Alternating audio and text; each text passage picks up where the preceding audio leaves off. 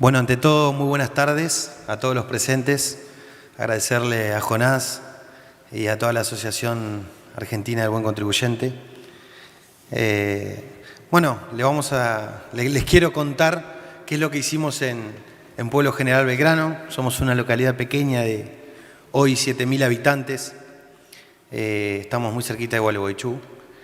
Nosotros cuando asumimos nos encontramos con una realidad bastante compleja en donde del total del presupuesto solo el 8% eran ingresos de contribuyentes locales, o sea, de los ciudadanos, las tasas, ¿no? Entonces nosotros hicimos un paneo general, hicimos un ordenamiento, hicimos un trabajo a nivel catastral, a nivel contable, en todas las áreas, y bueno, empezamos ahí a transformar y a gestionar y a convertir a Pueblo Belgrano en un pueblo en crecimiento. Teníamos claro que nosotros como Estado somos los que tenemos que garantizar y generar las condiciones para que el privado venga a invertir, porque nosotros como Estado no generamos un peso. El que genera es el privado que viene e invierte. El Estado, nosotros en este caso municipio, lo único que hacemos es administramos los impuestos, que son los de la coparticipación, y las tasas, nada nuevo, ¿no? Entonces dijimos cómo optimizamos y cómo generamos más recursos sin cobrar más impuestos o más tasas, que es la competencia que tenemos los municipios, ¿no? Empezamos a hacer muchas obras, muchos servicios. Antes en nuestro pueblo no había gas natural. La obra más importante de toda la provincia de Entre Ríos los últimos 6 años se hizo en nuestro pueblo de 7.000 habitantes hoy. Y muchas obras y servicios que para ustedes es normal, no había cajero automático, no había ambulancia, no había... ¿Qué hizo eso? Que vengan muchos ciudadanos de Gualeguaychú, de Buenos Aires, de Uruguay, nosotros estamos a 27 kilómetros de República Oriental del Uruguay, que eligieran vivir en Pueblo Belgrano, porque veían ese crecimiento. Entonces, de 2.100 habitantes, en 4 años pasamos a 7.000, y se notó. Entonces, esa buena gestión, por así decirlo, y es subjetivo que diga buena gestión, siendo que yo fui el intendente, pero ese crecimiento que tuvo el pueblo fue gracias a los contribuyentes, a la gente que decidió también venir a vivir a Pueblo Belgrano. Entonces, ¿qué logramos? Tener una sana administración en donde no ampliamos la planta de empleados en planta permanente. Fuimos el único municipio de Entre Ríos, por lo menos en los primeros 4 años, donde no pusimos un solo empleado en planta permanente, fue 0. Y en estos 2 años de gestión seguimos igual y voy a terminar los 8 años de mi mandato no ampliando la planta. Sí se ha achicado, y cuando digo achicar Estado, no digo de echar gente y dejar sin trabajo, no digo achicar, sino no ampliar. Entonces tomamos la decisión de trabajar con lo que teníamos. Entonces preferimos, hoy le decía a Natalia, preferimos tener un chofer bien pago que 3 mal pagos. Uno de los municipios que mejores están pagos los empleados municipales es en el nuestro, por todo esto. Entonces, llegado el momento, llegamos a tener hasta 10 masas salariales en plazo fijo por esta sana administración. ¿Y qué pasó? Porque la gente empezó a pagar. Nosotros cuando asumimos era el 8%, recuerden, de ingresos propios. Hoy estamos en un 40, 42. O sea, la gente cuando ve, empieza a vivir mejor, se le facilita la vida en la diaria porque tiene el pavimento, porque tiene la luz, el cajero, la ambulancia, el gas, etcétera, etcétera. La gente va y paga. Y todos esos que se vinieron a vivir también, creó toda esa masa de dinero en donde también dijimos, bueno, palabra simple respecto a los contribuyentes, empatía, porque eso se logró gracias a los contribuyentes, porque si la gente no paga los impuestos y las tasas, no hay 10 masas salariales en plazo fijo. Entonces tomamos la decisión de eliminar y de reducir. ¿Cómo empezamos? En el año 2017, ¿se acuerdan el tema de los tarifazos? Bueno, vos, Javier, la tenés re clara en el tema, o de los que la gente le decía los tarifazos, que fue blanquear la realidad. Nosotros en Gualeguaychú, en Pueblo Belgrano, mi viejo pagaba 100 pesos de luz y a 30 kilómetros en Fray Bento pagaban 1.000. Vivíamos, que hoy estamos otra vez acercándonos, a esa burbuja de la energía subsidiada de tal forma de que nos pasó en el sur que ponían estufa para derretir la nieve, ¿no? Bueno, entonces, ¿qué hicimos? Nosotros, las tarifas no dependen de los municipios, ingreso bruto no depende de los municipios, el IVA no depende de los municipios. Entonces, ¿qué decisión tomamos? La tasa. La tasa de la factura eléctrica en Entre Ríos es entre un 16 y un 18% de tasa por el alumbrado público, que está en la factura de luz. Entonces nosotros la eliminamos, hicimos una reducción hasta el 8. O sea, de ese 18 bajamos al 8. Un 55% de reducción de la tasa. Al contribuyente le terminó significando un 10%, un 9 y pico de por ciento menos del total de la factura. Entonces ahí empezamos con esto de la empatía y la reducción. En pandemia lo mismo. Nosotros tenemos muchos complejos turísticos, más de 116 hay.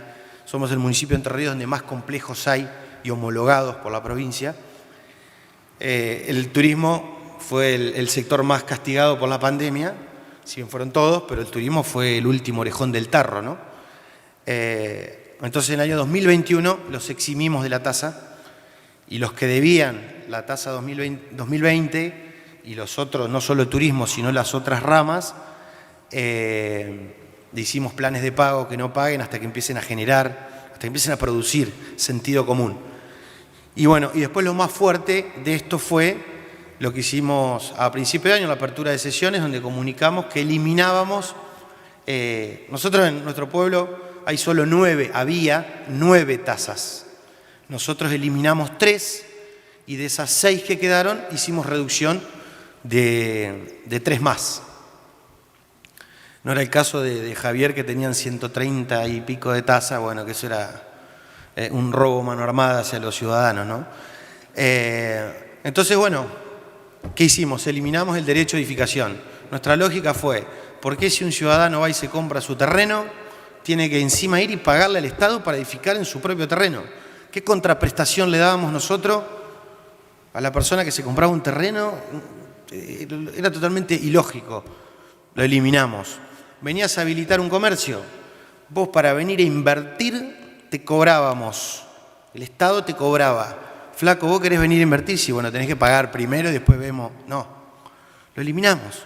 Si después la persona tiene la tasa comercial que tiene que pagar respecto a la facturación, etcétera, que somos una de las más bajas de la provincia. Y así, bueno, fuimos eliminando, hicimos reducción de un 80% de la tasa o del total del valor de la licencia de conducir para profesionales, todo apuntado a la producción, al que trabaja, al que invierte. O sea, el colectivero, el camionero, el remisero, pasaron a pagar un 20% del total de la tasa. Bueno, todo esto, si bien lo implementamos este año, pero ya ha tenido impactos. Nosotros somos una ciudad colindante con Gualeguaychú. Entonces, pasa y pasó, por ejemplo, un corralón que se está por instalar, o personas que han comprado terrenos, de una vereda es Pueblo Belgrano y de la otra vereda es Gualeguaychú. El otro día me encontré en la puerta de la municipalidad con uno de los que vende terreno y me dijo, a mí me dicen Palito, y me dice, Palito, la verdad que estoy vendiendo más de este lado porque le digo a la gente, mirá, acá no pagás derecho de edificación, que son 60, 70 mil pesos, de una casa te hablo, ¿no? Y la persona dice, si en esta vereda no voy a pagar 60 y tengo el mismo contexto, el mismo paisaje, el mismo todo, regla de 3 simple, el ser humano siempre trata de tener su propio beneficio, obviamente sin joder a los demás, etc. Entonces, tuvo mucho resultado esto de la eliminación de la derecho de edificación en toda esa zona. Esta persona del Corralón tenía que pagar 600 mil pesos de derecho de edificación, hizo 10 cuadras y paga cero. Hay un hotel importante que se quiere instalar, que en un lugar, en Gualeguaychú, tiene que pagar algo así como 1.800.000 pesos y va a venir acá, que va a pagar cero.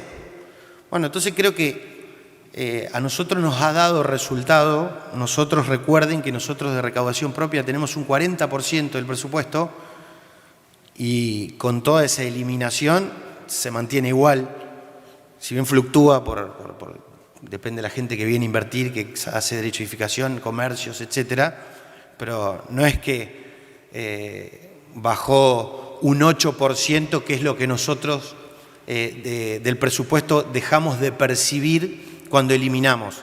Porque nos preguntan, ¿ustedes dejaron de cobrar, que dejan de pagar sueldos, dejan de prestar servicios por esta tasa? No. Un 8% menos del presupuesto dejamos de percibir, sí. Pero bueno, tuvimos una administración sana, empatía, y esto es gracias a los contribuyentes que todos los meses pagan. Y nada más y nada menos que nos pagan el sueldo a nosotros, que somos empleados de los contribuyentes, eso lo tenemos que tener hiper claro. Entonces, bueno, creo que ese es el norte, sabemos que falta, nosotros desde un municipio podemos hacer lo que nos compete, no podemos meternos en los 160 y pico de impuestos que hay en todo el país o en la provincia, o impuestos tan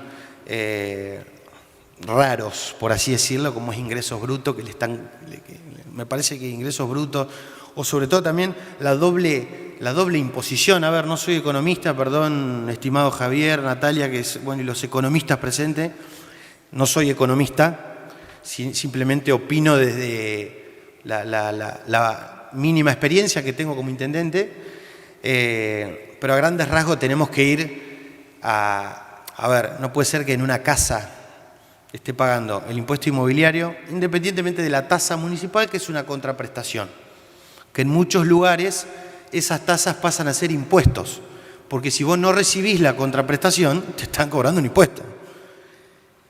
El impuesto inmobiliario, después, impuesto a bienes personales, y si esa persona se muere, a los hijos le cobran impuesto a la herencia. Entonces, a ver, por eso los economistas seguramente, eso yo ahí lo digo como ciudadano, no como intendente, porque de cómo actúa como piraña el Estado, ¿no? Ante el contribuyente. El Estado se agranda, bueno, ¿de dónde sacamos plata? Bueno, emitimos, pasa lo que nos pasa hoy, tomamos deuda, estamos en el horno, ¿o qué hacemos? Vamos al contribuyente.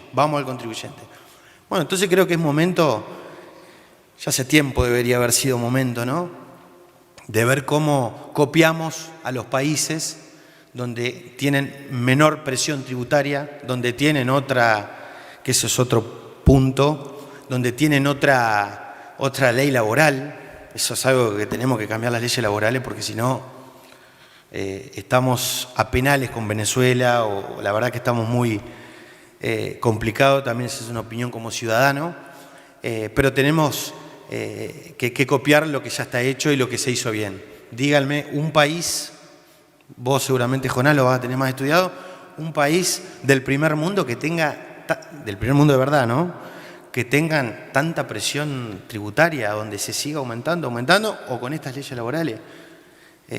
Mira, cierro con esto. Una vez estaba en Estados Unidos, había ido de gira, yo estaba en un grupo de cumbia, en el grupo Ráfaga, no sé si se acuerdan.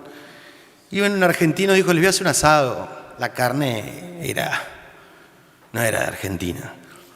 Y nos pusimos a hablar, y había un americano, y me dice, nos pusimos a hablar, a mí siempre me gustaba hablar de los impuestos, de la política, de cuánto era la mínima, de la inflación, y me dice, ¿usted en argentino? Me lo decía en español, yo con el inglés soy pésimo, entonces el tipo trataba de comunicarse en español. Me dice, ustedes deben ser todos millonarios en Argentina. Y yo, ¿por qué? A ver, ¿por dónde venía la chicana? No, me dice, ¿usted por qué pagan el 21% del tax? O sea, del IVA. Nosotros acá pagamos el 7,5%. Si bien allá los estados son los que lo regulan, pero hay estados que te cobran el 5, el 7, el 7,5%. Y me dice, ustedes deben ser todos millonarios, ustedes pagan el 21%, les sobra la plata, pagar el 21%, nosotros acá pagamos el 7%. Bueno, entonces tenemos que, desde el lugar que nos toque, como ciudadanos, como la asociación, como diputados nacionales, legisladores, como economistas, periodistas, desde el lugar que nos toque, dejémosle algo mejor a las futuras generaciones. Nosotros últimas ya tenemos cierta edad, pero dejémosle algo a nuestra futura generación y no le dejemos el populismo, que no hay un solo país de izquierda o populista que realmente tenga un nivel de vida como realmente se merecen los seres humanos, y ni hablar nosotros los argentinos, que tenemos todo para ser una potencia del mundo. Buenas tardes y muchas gracias.